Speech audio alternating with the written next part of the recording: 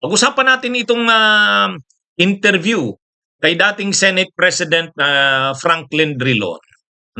Sa Bilyonaryo News Channel, in-interview si dating Senate President Franklin Drilon. Alam naman natin si dating Senate President Franklin Drilon, o tawagin na lang natin Drilon ha, hindi natin paggalang kundi masyadong mahaba pag dating Senate President Franklin Drilon. Okay? Si Drilon, respetado ito. Kinikilala ito na mataas na official ng Liberal Party. Kahit hindi na siya napaka-aktibo pa sa Liberal Party o sa oposisyon, pero pinapakinggan pa rin ang kanyang mga posisyon, ang kanyang mga advice o kung anong kanyang masasabi tungkol sa mga usaping politika, lalo na sa partido ng Partido Liberal. Kaya sa interview kay Rilon, sabi niya, dapat, sabi niya, kung talagang gustong matalo si Sara Duterte, dapat magkaisa ang mag-alyansa. Ayon kay Drilon, dapat mag-alyansa ang administrasyon ni PBBM. Dapat mag-alyansa saka ang Liberal Party at ang oposisyon. Kung talagang ang gusto ay matalo si Sara Duterte. Yan ang yan yung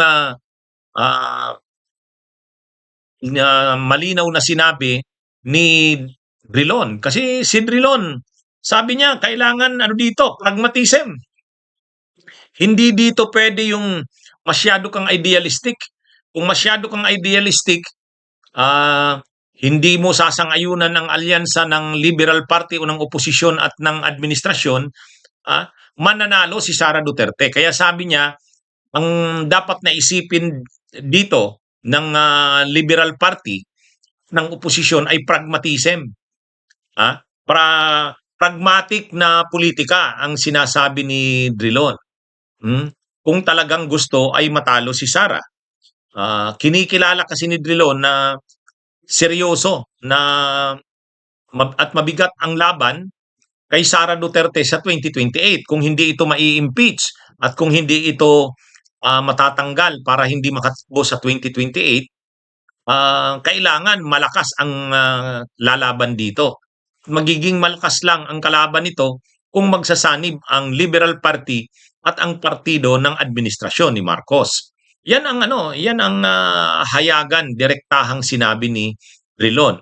Kaya lang, sabi ni Drilon din, tinanggap niya rin ang katotohanan na madaling sabihin na dapat mag-alyansa ang Liberal Party sa Marcos administration para at labanan si Sara. Pero sabi niya rin ni Drilon, madaling sabihin yan, pero syempre medyo mahirap gawin.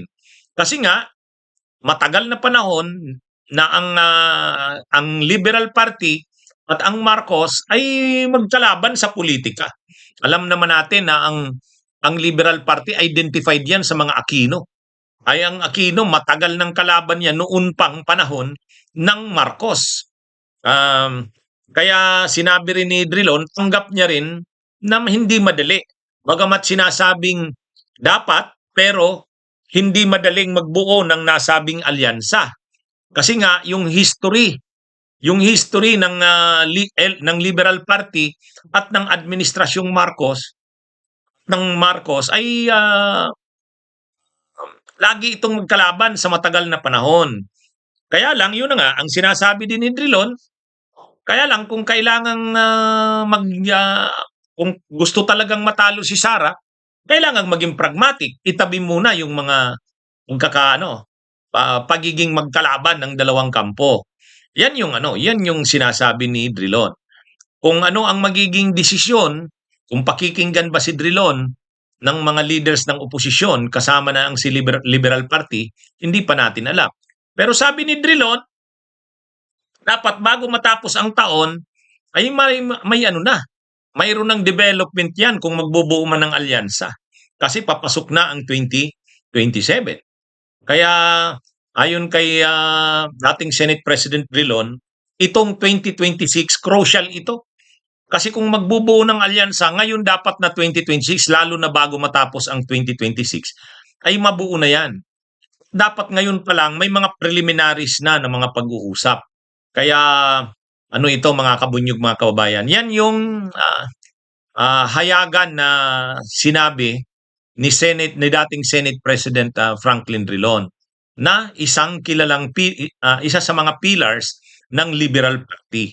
Wala pang reaksyon dito ang Malacanang, wala pang reaksyon ng ibang leaders ng oposisyon. Ito ay kalalabas pa lang na paliwanag ni Drilon sa interview sa kanya sa Billionaire News Channel. Ayan mga kabunyog. Kaya sigurado, hihingi na naman dyan ng reaksyon sa iba pang leaders ng oposisyon. Sigurado, pag-uusapan na naman yung statement na yan ni dating Senate President Franklin Drilon.